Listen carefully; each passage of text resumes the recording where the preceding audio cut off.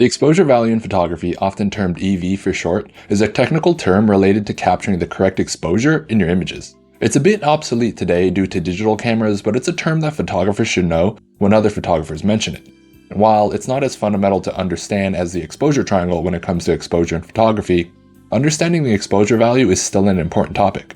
With that being said, in this guide, I'll be covering everything you need to know about the exposure value in photography, including the definition, how to calculate it, how to read the exposure value chart, and how to use it in your own photography. So let's dive right in.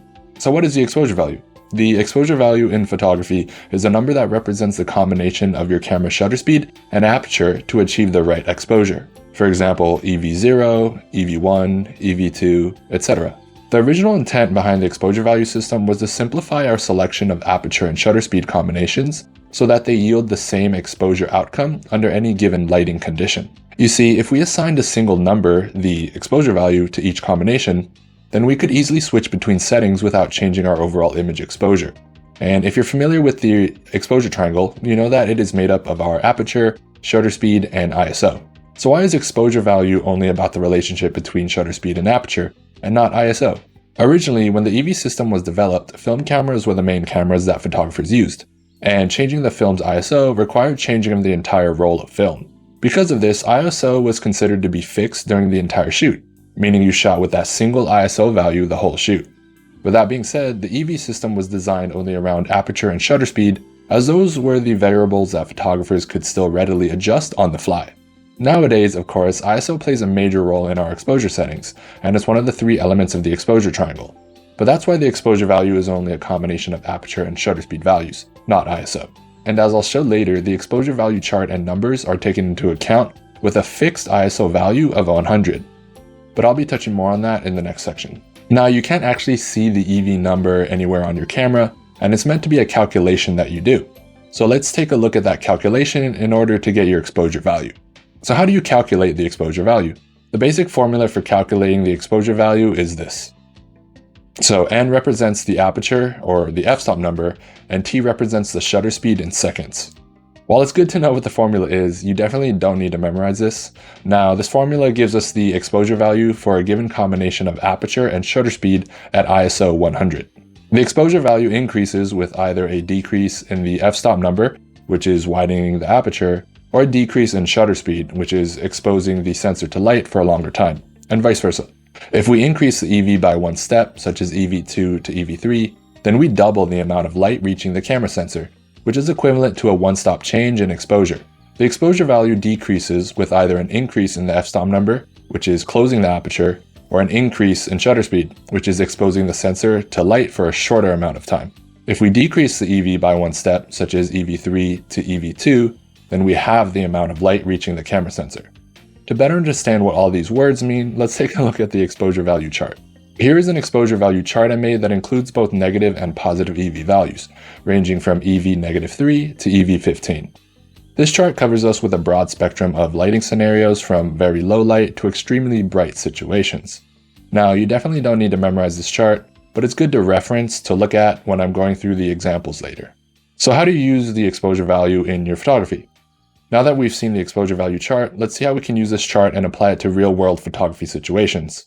This is the way I like to categorize exposure values. EV-3 to EV0 is for very low light conditions like dark or night landscapes. EV1 to EV4 is for low light to indoor lighting. EV5 to EV8 is for dim outdoor conditions to golden hour. EV9 to EV12 is for bright indoor to overcast outdoor conditions. EV13 to EV15 is for daylight to bright sunlight.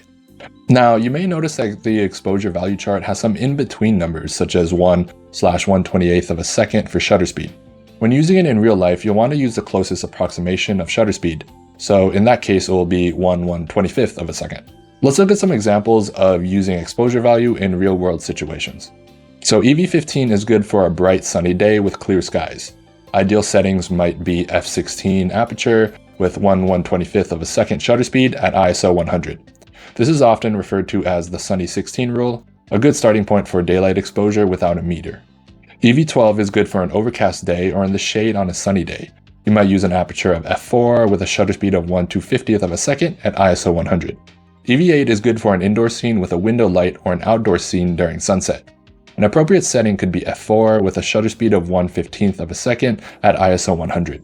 EV4 is good for home interior lighting or dim outdoor conditions. You might choose an aperture of f2.8 with a shutter speed of 1/2 second at ISO 100. EV0 is good for night photography under the moonlight. A setting of f2.8 with a shutter speed of 8 seconds at ISO 100 could be appropriate. Once again, you may have noticed that I used ISO 100 for all of them because that's what the exposure value chart was based off of. While the exposure value chart uses ISO 100, I wanted to finish this guide off by showing what happens when we want to increase the ISO more than ISO 100, and now that affects our exposure value. So let's look at balancing ISO with the exposure value. As mentioned earlier, the computation of exposure value holds ISO at a constant value of 100. But now that ISO is a major deciding factor in our exposure decisions, I wanted to show how you could pick an exposure value and then decide what it would change to if you chose to raise the ISO. Before we dive in, I want to recap our stops of light in terms of doubling or halving the light in our exposure. In case you aren't familiar with that term, stops of light refer to a measurement of doubling or halving the amount of light that makes an exposure. So increasing exposure by one stop means doubling the amount of light or making the photo twice as bright. Decreasing exposure by one stop means halving the amount of light or making it half as bright. Let's look at the stops of light in relation to our three elements of exposure. For aperture, or our f-stop numbers, our full aperture stops are f1.4, f2, f2.8, f4, f5.6, f8, f11, f16, f22, etc. For example, going from f4 to f5.6 would half the light. Going from 5.6 to f4 would double the light. For shutter speed, doubling the number would double the light, and halving the number would halve the light. For example, slowing the shutter speed by one stop from 1/100th of a second to 1/50th of a second would double the amount of light. Speeding up the shutter speed by one stop from 1/100th of a second to 1/200th of a second would halve the amount of light. For ISO, doubling the number would double the light, and halving the number would halve the light. For example, increasing the ISO by one stop from ISO 100 to ISO 200 would double the light. Decreasing the ISO by one stop from ISO 200 to ISO 100 would halve the light. Now let's take a look at an example. So for my example, let's take EV15. So let's say we have f16 at 1/125th of a second at ISO 100, which gives us that exposure value of 15. If we increase our ISO from 100 to 200, we'll be adding one stop of light, making the image twice as bright. To compensate for this change in ISO and to keep our same exposure value of 15, we would need to use the other two elements to darken the image to balance it out. So we could either close the aperture or halve the shutter speed.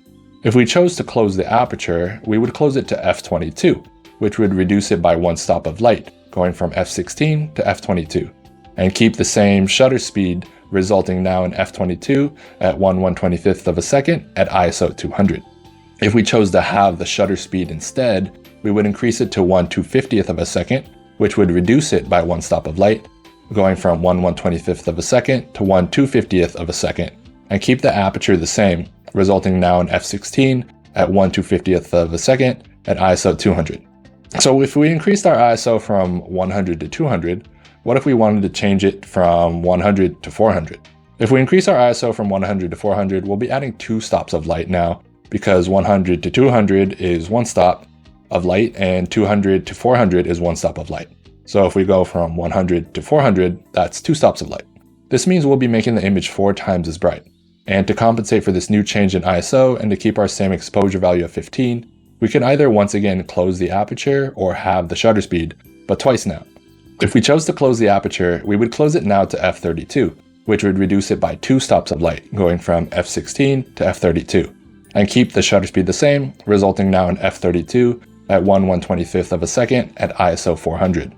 If we chose to halve the shutter speed twice, we would increase it to 1/500th of a second, which would reduce it by 2 stops of light, going from 1/125th of a second to 1/500th of a second, and keeping the aperture the same, resulting now in f16 at 1/500th of a second at ISO 400.